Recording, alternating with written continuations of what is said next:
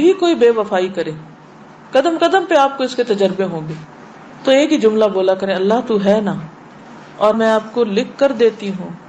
اللہ آپ کو اپنا آپ محسوس کرائے گا کہ اے بندے میں ہوں تیرے لیے، تو نے مجھے پکارا، میں ہوں۔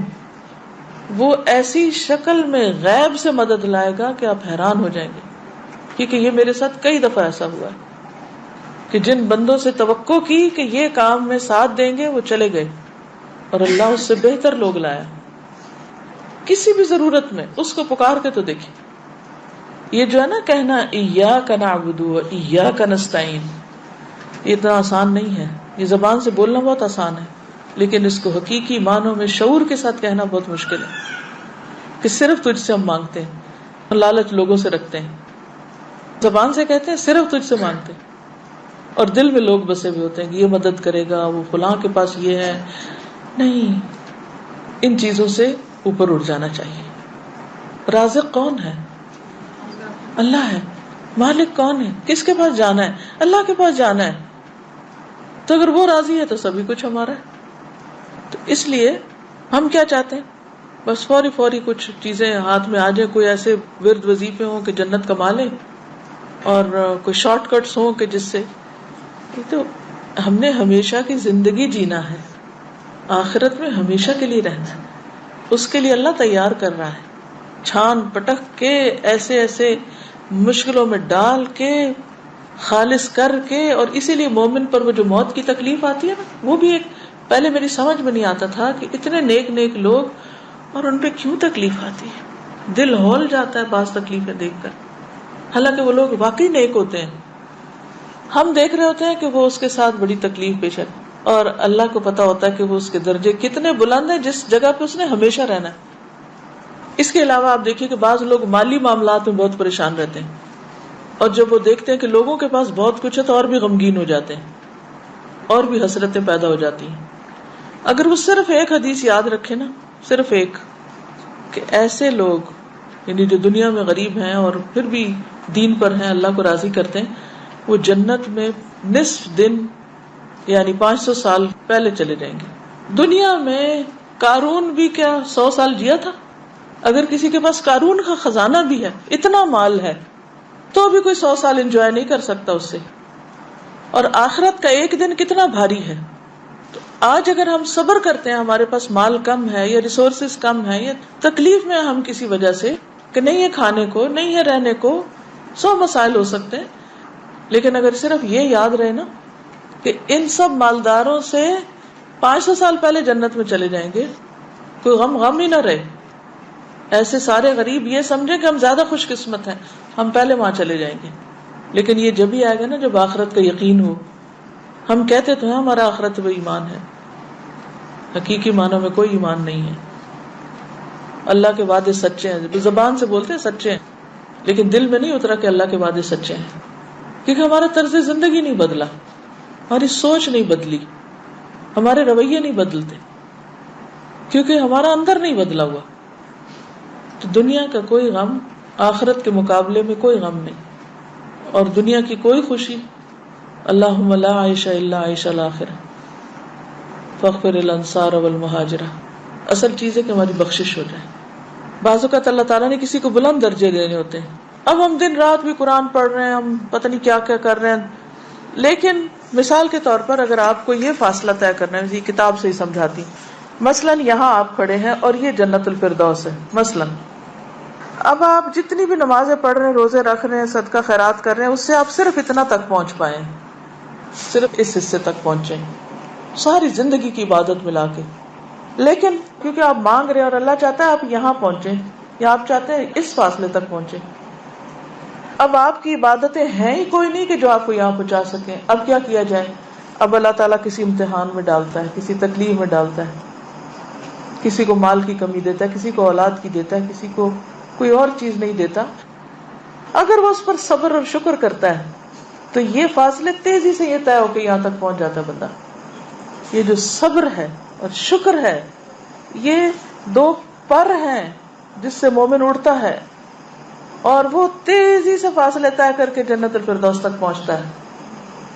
تو بعض اوقات ہماری عبادتیں، ذکر، صدقے، خیرات یہ کافی نہیں ہوتے، کیونکہ ہم کیا کہتے ہیں، ہم نے اتنی عبادت کر لی پھر کیوں مشکل آ گئی، یہ کہتے ہیں نا اکثر کہ اللہ میں نے تو بڑی نیکی کے کام کیے پھر کیوں مشکل آ گئی. کیونکہ جب ہم ٹوٹی پھوٹی 4 نیکیاں کر لیتے ہیں تو پھر ہم کیا سوچتے ہیں کہ اب ہمیں نا کوئی مسئلہ نہیں ہونا چاہیے زندگی میں، اب اللہ کو بھی ہماری مرضی پہ چلنا چاہیے اور جیسے ہم کہیں ویسے اللہ تعالیٰ کو کرنا چاہیے. نعوذ باللہ، یہ ہمارا ایٹیٹیوڈ یہ ہوتا ہے. اور اگر ہماری عبادتوں کے باوجود کوئی مشکل آتی ہے تو ہمیں سمجھ ہی نہیں آتی کہ پھر کیوں آ گئی. ہم تو نہیں ڈیزرو کرتے تھے یہ تکلیف، ہم تو بڑے نیک تھے. انتہائی نہ سمجھی. اللہ دراصل درجے بلند کرنا چاہتا ہے، اور آپ کہتے ہیں کہ ہم نے تو نیکیاں کر لی تھی تو پھر کیوں ہو گیا یہ. یا دوسروں کو بھی ہم دیکھتے ہیں، ہم کہتے ہیں ہائے توبہ کیا فائدہ نیکی کرنے، اتنا نیک تھا اور دیکھو کیا مشکل آ گئی اس پہ، ضرور کچھ اندر خانے برا کیا ہوگا. یہ سخت ناسمجھی کی باتیں. اللہ ہی جانتا ہے کہ وہ کس کو کس حال میں کیوں ڈال رہا ہے، خواہ وہ کسی عورت کی تکلیف ہو یا کسی مرد پہ کوئی مشکل وقت ہو یا کسی بھی طرح کا کوئی زندگی میں سٹریس ہو. بس ہر حال میں کہ یا اللہ تیرے فیصلے بڑے ہی اچھے ہیں اور سچے ہیں، بس تو مجھے عافیت میں رکھ، ایسے امتحان میں نہ ڈال کہ جس سے میرے منہ سے کوئی ناشکری کی بات نکلی. وہ وقت ہوتا ہے خود کو کنٹرول کرنے کا کہ منہ سے ایسی بات نہ نکلے جو اللہ کو ناراض کر دے، ہمارے رویے میں اور دل میں ناشکری نہ آئے کہ جو خدا کو ناراض کرے. کیونکہ زندگی کا امتحان بڑا سخت ہے. کل میری ایک اپنی پرانی اسٹوڈنٹ کے ساتھ ملاقات ہوئی تو اس کے شادی کو کافی عرصہ ہو گیا، بچے نہیں ہوئے. تو جب مجھے ملی تو میں نے دعا دی، میں نے کہا اللہ تمہیں صالح اولاد دے. تو پھر اس نے اپنا تھوڑا سا شیئر کیا، کہنے لگی کہ ایسا ہے کہ میرے ہسبینڈ میں کچھ مسئلہ ہے. تو میں نے اس پہ کہا کہ اچھا. کہتی کہ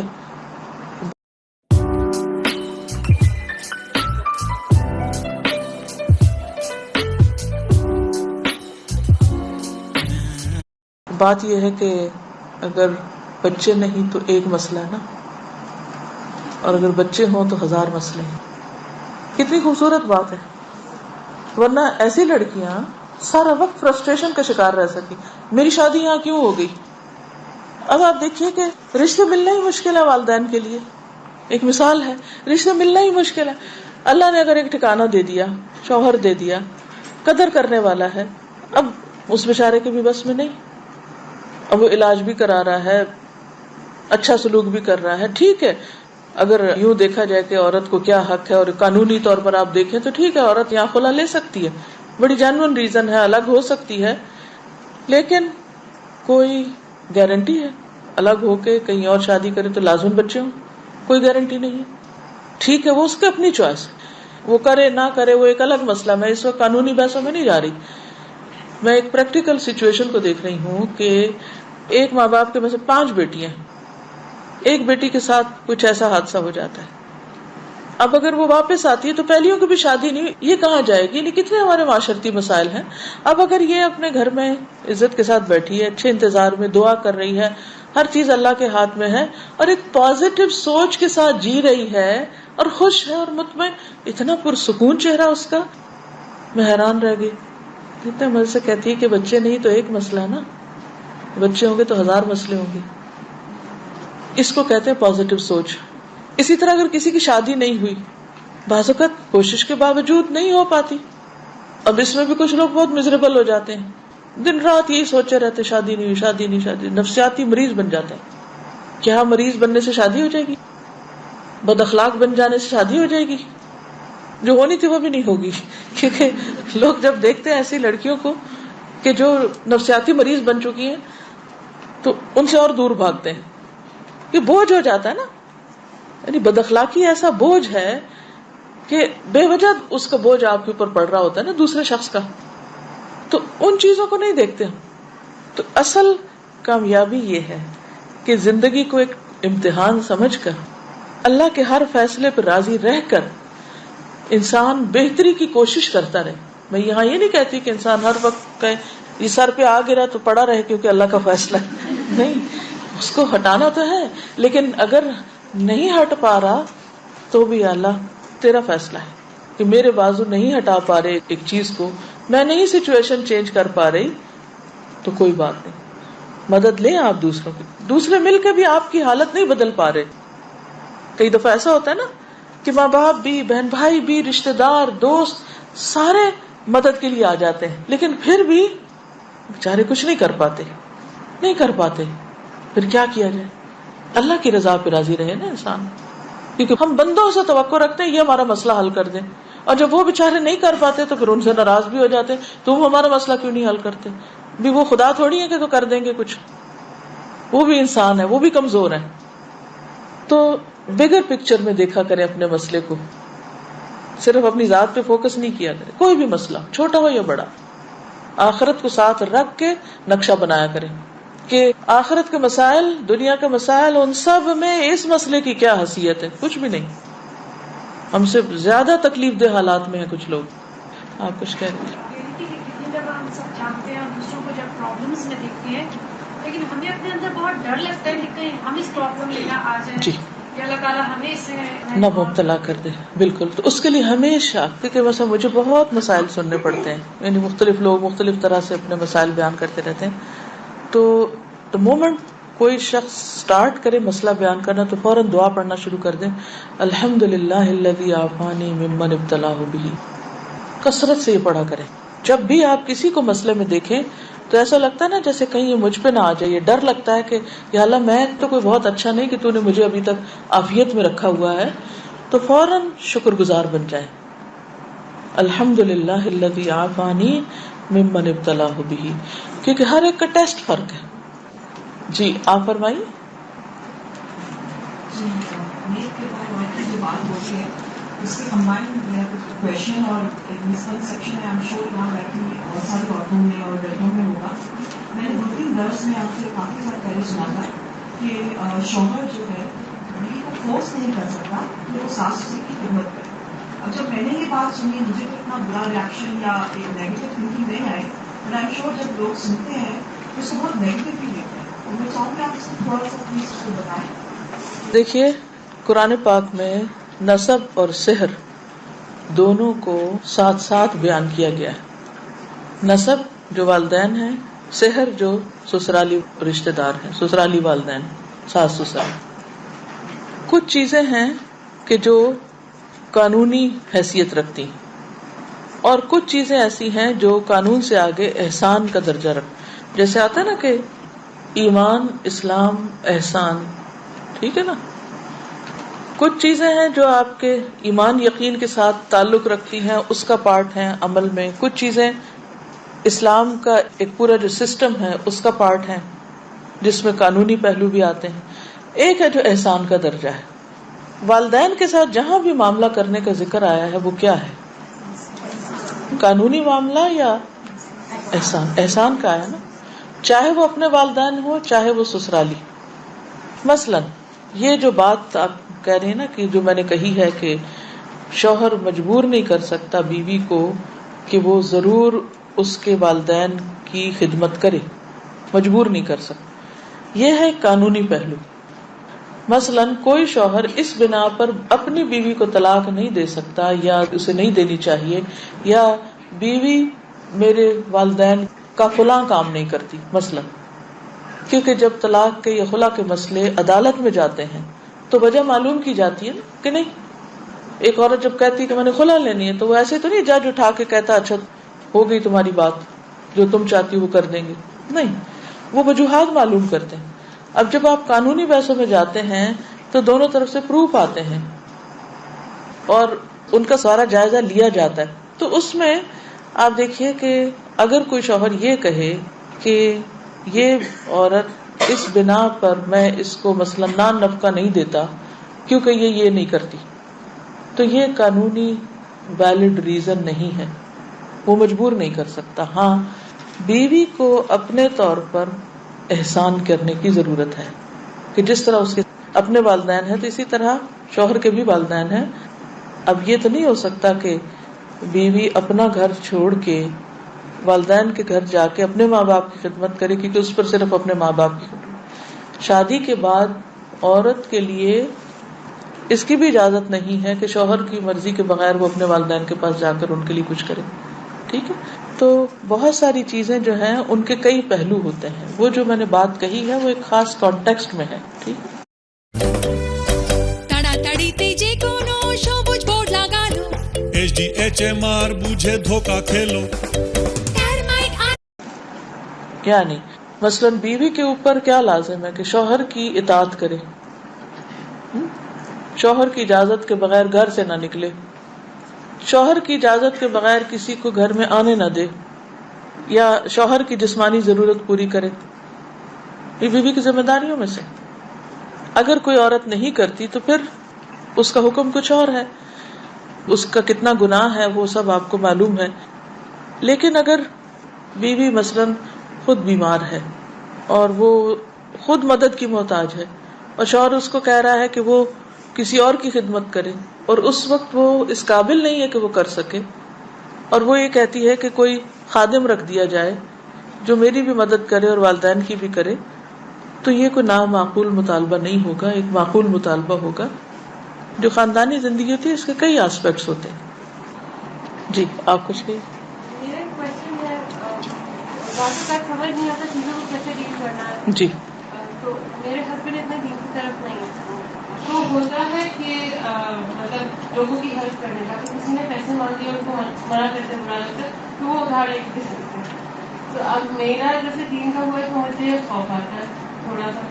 ये बताइए कि क्या वो कर्जा अदा कर देते हैं या कर्जा नहीं फिर अदा करते? मतलब कि वो लोन सूद पर होता है, इंटरेस्ट पे तो नहीं लिया जा सकता वो। मुझे ये तो पता जी है इसमें ये एक जनरल सिचुएशन है कि बाज़-औक़ात आप ख़वातीन कुरान पढ़ लेती हैं, दीन पढ़ लेती हैं, उन्होंने नहीं पढ़ा होता, आप एक तरीके पे जिंदगी चाहती हैं, वो एक तरीके पे चल रहे होते हैं, तो उस सूरत में यह है कि आपका काम सिर्फ जो चीज़ आप पढ़ें, सिर्फ ये नहीं कि वो जो खास खराबी कोई कर रहे हैं तो उसी की हदीस जाके सुनाएं।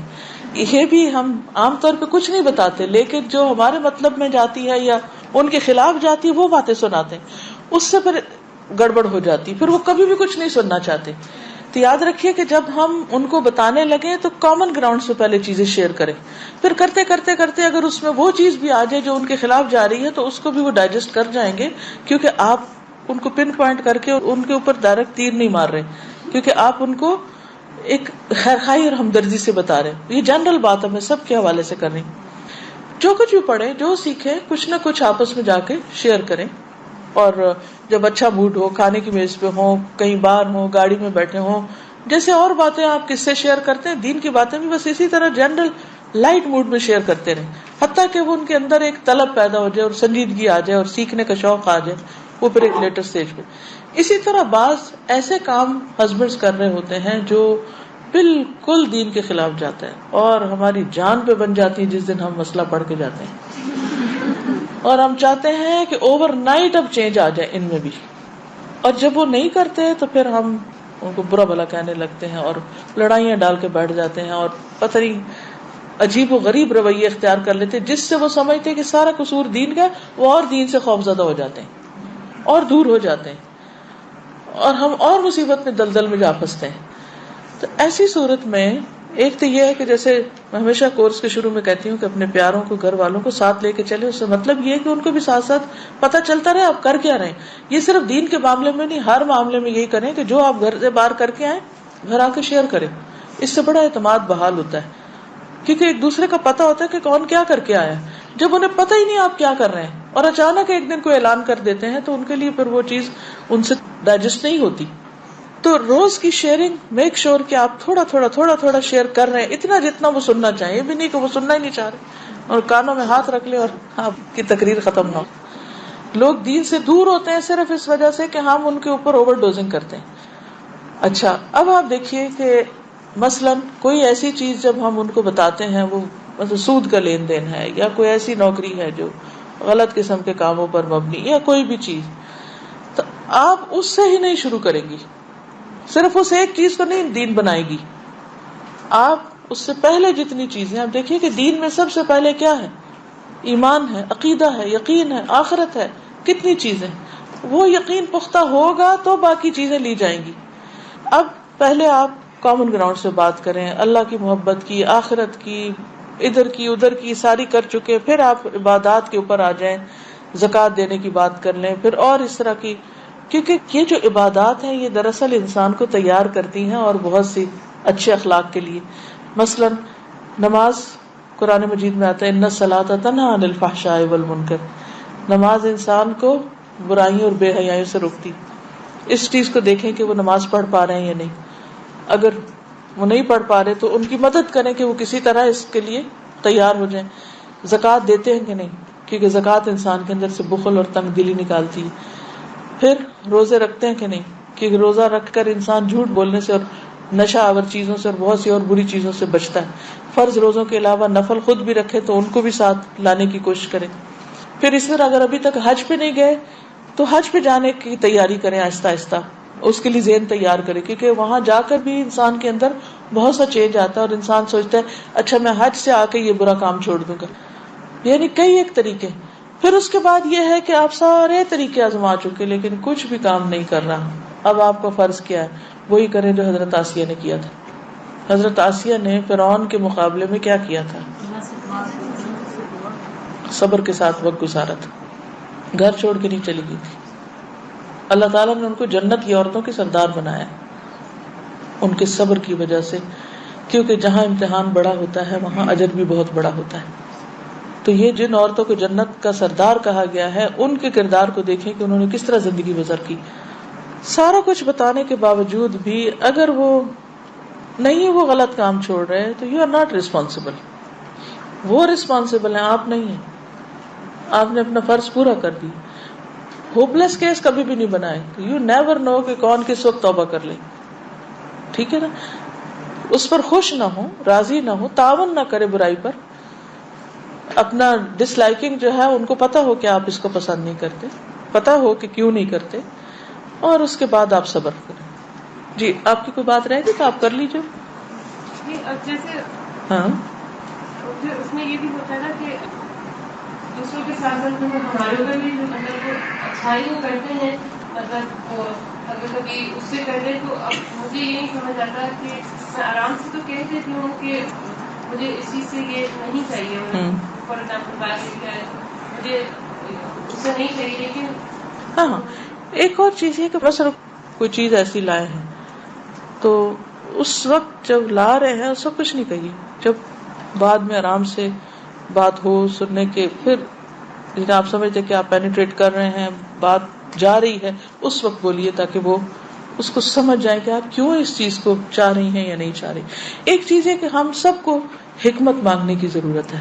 اللہ تعالیٰ اگر ہمیں طریقہ سکھا دے تو چیزیں آسان ہو جاتی ہیں.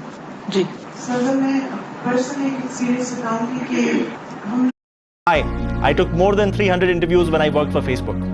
80% of people I interviewed for problem solving failed the interview. 90% of people I interviewed for system design failed the interview. If you want to learn why people fail interviews, what to learn, where to learn it from, and why even learn that, come join me in my free class by clicking on the link below. ہم لوگ نا rent والے گھر میں رہتے تھے تو اس کا $1,000 کرایہ تھا. تو میرے ہسبینڈ کے دوست نے ہم کو کہا کہ تم گھر کیوں نہیں لے لیتے. اس نے گھر لیا تو $650 پیمنٹ مورگیج. میرے ہسبینڈ گھر آئے تو مجھے کہتے کہ مورگیج حلال ہے کہ حرام ہے. میں نے کہا سود کی قسم ہے اور اس طرح سے. پھر اس کے بعد خیر انہوں نے کہا نہیں میں سوچوں گھر لے رہی ہے. اچھا میں نے کچھ نہیں کہا. میں نے کہا ٹھیک ہے جیسے آپ کو صحیح لگتا ہے. اچھا پھر مجھے کہتے ہم گھر دیکھنے جائیں گے. میں نے استخارہ کیا. پھر ہم گئے استاد گھر میں کچھ سال کی پسند آیا. اور اللہ کا شکر ہے کہ میں نے اپنے ہسبینڈ سے کوئی بحث نہیں کی. میں صرف اللہ سے دعا کرتی ہوں. اور اللہ کا اتنا احسان ہے کہ اتنے گھر ہم نے دیکھے. اور میں ہر جگہ ان کے ساتھ چلی جب اللہ سے دعا کرتی تھی کہ اللہ ہمارے رزق میں برکت دے اور ہم حلال طریقے سے گھر لیں. اور اللہ کا اتنا احسان ہے کہ نہیں ہوا کچھ.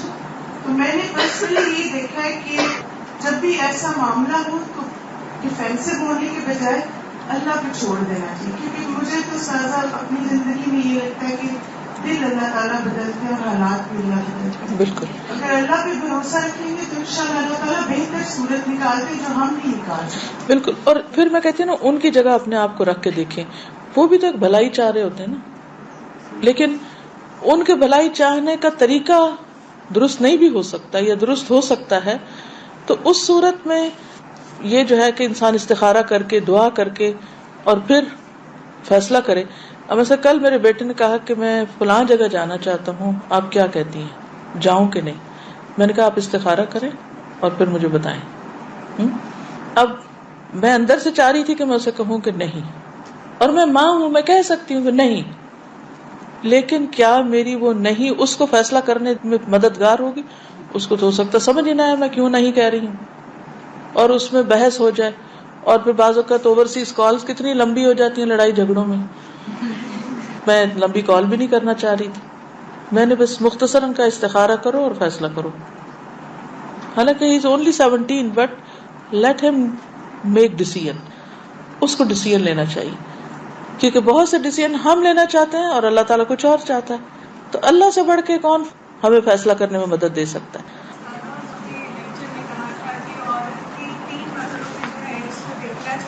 جی بات سب سے خوبصورت تھی کیونکہ وہ گھر میں جو ہے وہ معاشرہ بنا رہے ہیں۔ پہلا مرحلہ تھا کہ جس میں بیٹی کی تربیت ہے، دوسرا مرحلہ ہے جس میں وہ اپنی بیوی کا کردار ادا کرتی ہے، اور تیسرا ماں کا۔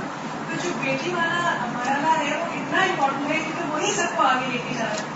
تو ہم لوگ تو اس حصے سے جو شادی شدہ ہیں گزر چکے ہیں، لیکن اب ہمارے آگے بچے ہیں، بیٹے اور بیٹیاں دونوں، تو اتنا زیادہ اس پوائنٹ کے اوپر دھیان دینے کی ضرورت ہے کیونکہ یہ ہماری مسلم امہ بن رہی ہے یہاں سے، اور یہ بالکل پوائنٹ بہت اہم ہے۔ بالکل تو میں یہ بات شیئر کرنا چاہ رہی تھی کہ پلیز اس بات کی توجہ دیں کہ ہم ماؤں کو بہت ضرورت ہے اب کہ ہم ان کی تربیت پہ دھیان دیں۔ بالکل، یہ بہت ہی اللہ آپ کو جزائے خیر دے، اچھا پوائنٹ آپ نے یاد دلا دیا۔